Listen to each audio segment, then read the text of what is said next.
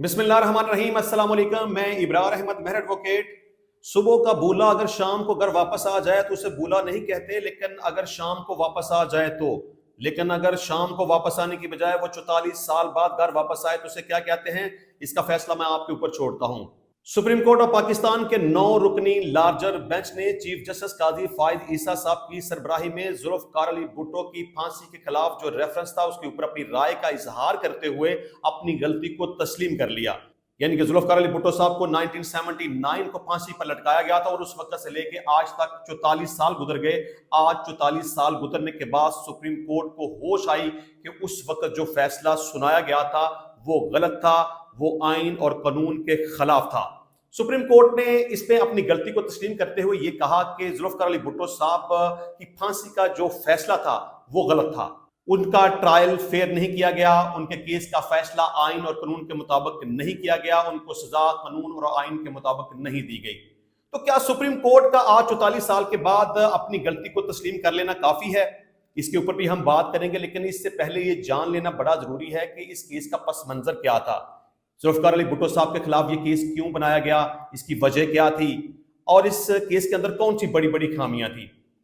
ये वाकया है 1974 का। इसमें अहमद रजा कसूरी साहब ने एक एफआईआर का अंदराज करवाया। दरअसल एफआईआर की स्टोरी के मुताबिक ये वाकया कुछ इस तरह था कि अहमद रजा कसूरी साहब अपनी एफआईआर के अंदर ये फरमाते हैं कि मैं अपने वालिद और वालदा के साथ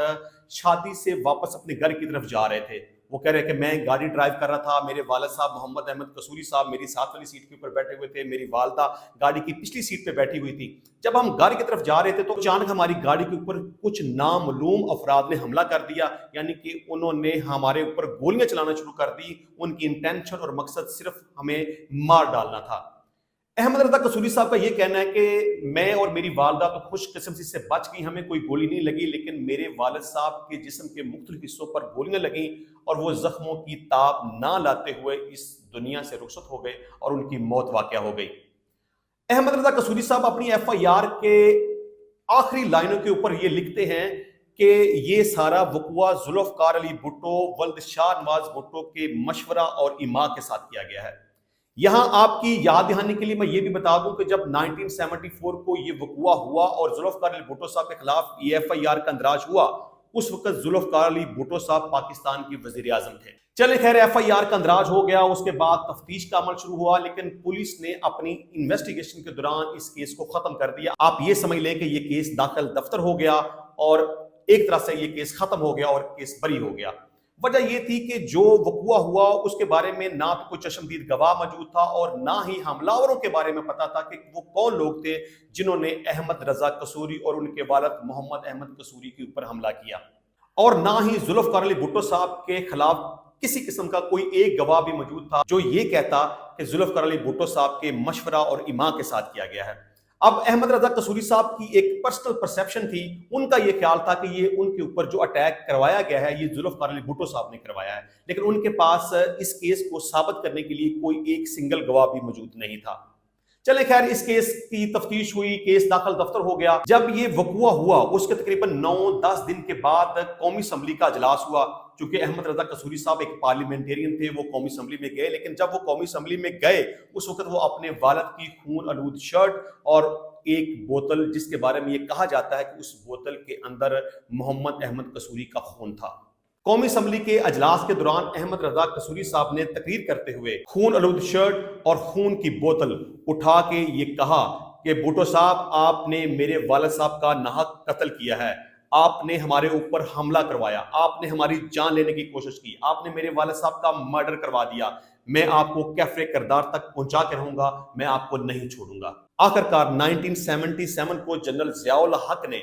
जुल्फकार अली भुट्टो साहब की हुकूमत के ऊपर शब खून मारते हुए गैर कानूनी और गैर आईनी तौर पर हुकूमत के ऊपर कब्जा कर लिया और जुल्फकार अली भुट्टो साहब को गिरफ्तार कर लिया। अब जनरल ज़ियाउल हक के सामने ये सबसे बड़ा चैलेंज ये था कि किसी भी तरीके से जुल्फकार अली भुट्टो को रस्से से हटा दिया जाए, क्योंकि वो ये समझते थे कि एक न्याम के अंदर दो तलवारें नहीं रह सकती। जुल्फकार अली भुट्टो साहब उस वक्त अपनी शोहरत की बुलंदियों के ऊपर थे और जनरल ज़ियाउल हक साहब के लिए बहुत बड़ा खतरा था। वो समझते थे कि अगर जुल्फकार अली भुट्टो जिंदा रहा तो उसके लिए बहुत सारे मसाइल पैदा कर सकता है। लिहाजा जनरल ज़ियाउल हक ने जुल्फकार अली भुट्टो को कत्ल करने का मंसूबा बनाया। जनरल जियाउल हक ने अपने उस मंसूबे की तकमील के लिए अहमद रजा कसूरी के साथ राब्ता किया और उसे कहा कि जो तुम्हारे वालिद का मर्डर हुआ, जिसमें तुमने जुल्फकार अली भुट्टो को नामजद किया था, उस केस को दोबारा से पुट अप करो। तो अहमद रजा कसूरी ने, आल्दो कि उस केस की तफ्तीश मुकम्मल हो चुकी थी, वो केस दाखिल दफ्तर हो चुका था, लेकिन एक बार फिर अहमद रजा कसूरी ने जुल्फकार अली भुट्टो के खिलाफ एक इस्तगासा दायर किया और इसके साथ साथ एक हाई कोर्ट के अंदर पटिशन फाइल कर दी कि चूंकि मुल्जमान बाअसर हैं,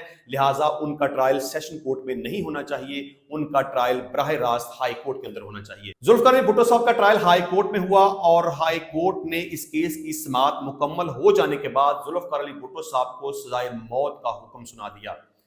उस हाई कोर्ट के फैसले के खिलाफ appeal supreme court of Pakistan में जमा करवाई गई, जिसमें 7 रुकनी लार्जर बेंच ने जुल्फकार अली भुट्टो साहब के केस की समाअत की, जिसमें 4 जजेस ने उस केस का फैसला सुनाते हुए जुल्फकार अली भुट्टो साहब की सजाए मौत की तौसीक कर दी, जबकि 3 जजेस ने उस फैसले की मुखालफत की। यानी कि 4-3 के फैसले से जुल्फकार अली भुट्टो साहब की सजाए मौत बरकरार रखी गई और आखिरकार जुल्फकार अली भुट्टो साहब को सजाए मौत दे दी गई, यानी कि जो सुप्रीम कोर्ट का फैसला था उसको एग्जीक्यूट कर दिया गया। इसमें आपकी याद दहानी के लिए मैं ये भी बता दूं कि पाकिस्तान की तारीख में आज तक, यानी कि जुल्फकार अली भुट्टो साहब के फैसला होने से पहले और उसके बाद, आज तक किसी भी शख्स को कत्ल के केस में मशवरे और इमा की बुनियाद पर सजाए मौत नहीं दी गई। तारीख में सिर्फ ये एक पहला वाकया है कि जुल्फकार अली भुट्टो साहब के खिलाफ FIR का अंदराज हुआ, जिसमें ये एलेज किया गया कि उनके मशवरा और इमा से ये कत्ल हुआ है। तो तारीख में वाहद जुल्फकार अली भुट्टो साहब हैं जिनको मशवरा और इमा की बुनियाद पर सजाए मौत न सिर्फ सुनाई गई बल्कि उसको एग्जीक्यूट भी किया गया। पाकिस्तान की तारीख का वो एक स्याह तरीन फैसला था। ये सिर्फ जनरल जियाउल हक की जुल्फकार अली भुट्टो के साथ दुश्मनी थी, वो उसे रस्ते से हटाना चाहते थे, उसे मार देना चाहते थे और उनके पास सिर्फ ये वाहद एक रास्ता था जो कि अहमद रजा कसूरी साहब ने उनके खिलाफ एक FIR का अंदराज करवा रखा था। तो जनरल जियाउल हक ने उसी FIR को बुनियाद बनाकर जितनी जल्दी मुमकिन हो सका इस केस का फैसला सुनाया गया और इसके ऊपर अमल दरामद कर दिया गया। अब थोड़ा सा आपको ये भी बताते चले कि इस केस के अंदर कौन सी बड़ी बड़ी खामियां मौजूद थी। इसमें सबसे पहली बात तो यह है कि जो FIR की स्टोरी के मुताबिक ये वक़ुआ हुआ वो नामालूम मुल्जमान ने किया था, यानी कि मुद्दई को मुल्जमान के बारे में मालूम नहीं था कि वो कौन थे, वो अननोन थे, वो नामालूम थे। और ना ही मुद्दई ने जुल्फकार अली भुट्टो साहब के खिलाफ कोई एक गवाह पेश किया, यानी कि ना तो वो कुएं का कोई गवाह था और ना ही अबैटमेंट की बाबत, यानी कि जुल्फकार अली भुट्टो साहब के खिलाफ कोई गवाह मौजूद था। इसमें तीसरी अहम बात यह थी कि 1974 में ये वक़ुआ हुआ और जुल्फकार अली भुट्टो साहब के केस का फैसला 1979 को हुआ, यानी कि ये तकरीबन 5 साल गुजरने के बाद इस्तगासा फाइल किया गया। अगर उस वक्त अहमद रजा कसूरी साहब के पास जुल्फकार अली भुट्टो साहब के खिलाफ कोई गवाह मौजूद होता तो वो प्राइवेट कंप्लेंट उसी वक्त फाइल कर सकते थे, उन्हें 5 साल इंतजार करने की जरूरत नहीं थी। चौथे नंबर पे इस केस का फैसला बहुत जल्दबाजी में, बहुत हेस्ट के साथ किया गया और इसके जो भी कानूनी तकाजे थे वो पूरे नहीं किए गए। 5वें नंबर पे इस केस में जो सबसे बड़ी खामी ये थी कि ये असूल है, कानून है कि जब भी किसी शख्स को ट्रायल कोर्ट से सजाए मौत का हुक्म सुनाया जाता है तो उसकी तौसीक हाई कोर्ट ने करनी होती है। यानी किसी भी केस के अंदर अगर सेशन कोर्ट किसी शख्स को सजाए मौत का हुक्म सुनाती है तो उसके खिलाफ हाई कोर्ट के अंदर अपील फाइल की जाती है और हाई कोर्ट के कम से कम 2 जजेस साहबान उस सजाए मौत की तौसीक करते हैं। उसके बाद ये appeal supreme court of Pakistan में जाती है। लेकिन जुल्फकार अली भुट्टो साहब के केस में ये सबसे बड़ा ब्लंडर किया गया कि उनका केस बराह रास्त हाई कोर्ट ने समाअत किया, यानी कि उनका केस सेशन कोर्ट को समाअत करना चाहिए था, लेकिन उनके केस की समाअत मुकम्मल तौर पर हाई कोर्ट ने की। और दूसरे नंबर पे उनके पास जो अपील का हक था, यानी कि उनकी सजाए मौत की जो हाई कोर्ट ने तौसीक करनी थी, हाई कोर्ट उसकी तौसीक नहीं कर सकी क्योंकि हाई कोर्ट के फैसला हो जाने के बाद फौरी तौर पर उसकी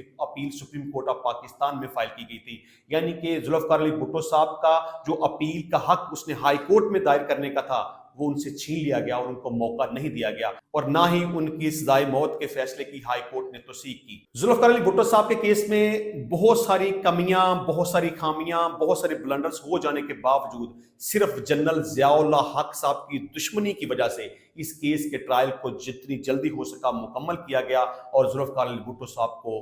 फांसी पर लटका दिया गया। 1979 के बाद 2011 में इस फैसले के खिलाफ सदर आसफ अली जरदारी साहब ने एक reference supreme court of Pakistan में सबमिट किया। 2011 से लेकर आज तक ऑलमोस्ट 12 साल गुजरने के बाद आखिरकार इस केस के ऊपर सुप्रीम कोर्ट ऑफ पाकिस्तान ने अपनी राय का इजहार कर दिया। आप ये समझ लें कि 44 साल बाद सुप्रीम कोर्ट ऑफ पाकिस्तान की आंखें खुली और उनको पता चला कि हमसे गलती हो गई। ऐसे ही नहीं कहता कि अगर करप्शन की बात की जाए तो हमारी अदालतें नंबर 1 के ऊपर आती हैं, और अगर इंसाफ की बात की जाए तो हमारा नंबर 140वां आता है। आखिरकार सुप्रीम कोर्ट ऑफ पाकिस्तान ने 44 साल गुजरने के बाद अपनी गलती को कन्फेस किया, कबूल किया कि उस वक्त 1979 को जो हाई कोर्ट का फैसला था, सुप्रीम कोर्ट का फैसला था, वो गलत था, और कहा कि उनका ट्रायल फेयर नहीं था, उनको फेयर ट्रायल का मौका नहीं दिया गया, उनका ट्रायल आइन और कानून के खिलाफ था, उनको जो सजा दी गई वो भी आइन और कानून के खिलाफ थी। क्या सुप्रीम कोर्ट ऑफ पाकिस्तान का सिर्फ ये कह देना काफी है?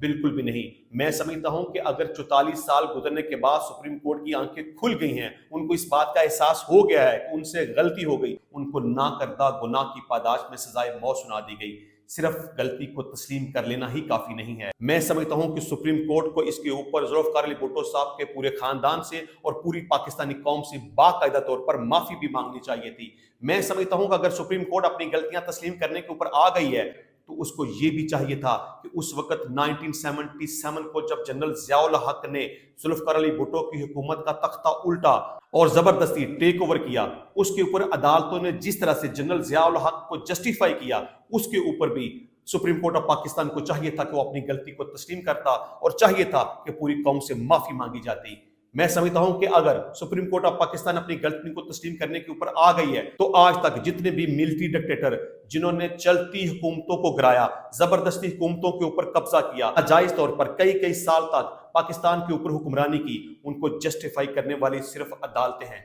और उनको जस्टिफाई करने वाली सिर्फ सुप्रीम कोर्ट ऑफ पाकिस्तान है। सुप्रीम कोर्ट ऑफ पाकिस्तान को यह गलती भी तस्लीम करनी चाहिए कि हमने आज तक नजरिया जरूरत की बुनियाद बनाकर जितने भी मिलिट्री डिक्टेटर को हमने अलाउ किया, जितने भी मिलिट्री डिक्टेटर आए उसको हमने जस्टिफाई किया, उनको हमने कानूनी रास्ता फराहम किया। सुप्रीम कोर्ट को चाहिए कि उसके ऊपर भी अपनी गलती का एतराफ करे और कहे कि ये हमसे गलती हो गई है। सुप्रीम कोर्ट ने आज तक जितने भी गलत फैसले किए हैं, सुप्रीम कोर्ट को चाहिए कि उसके ऊपर कन्फेस करे, अपनी गलती का एतराफ करे और पूरी पाकिस्तानी कौम के सामने माफी मांगे और इस बात का तहैया करे कि आइंदा हम इस तरह की गलतियां नहीं करेंगे। हम आइन के मुताबिक, कानून के मुताबिक, इंसाफ के मुताबिक, अपने ज़मीर के मुताबिक केसेस का फैसला करेंगे, क्योंकि अगर अदालतें दुरुस्त तौर पर फैसला करेंगी तो मुल्क के हालात ठीक रहेंगे। लेकिन अगर अदालतें दुरुस्त तौर पर फैसला नहीं करेंगी, डर के अंदर फैसला करेंगी, प्रेशर के अंदर फैसला करेंगी, सिफारिश के ऊपर फैसला करेंगी, पैसे के ऊपर फैसला करेंगी, तो फिर इस मुल्क के हालात कभी भी दुरुस्त नहीं हो सकते। सिर्फ अदालतें बेहतर तरीके से फैसले करने शुरू कर दें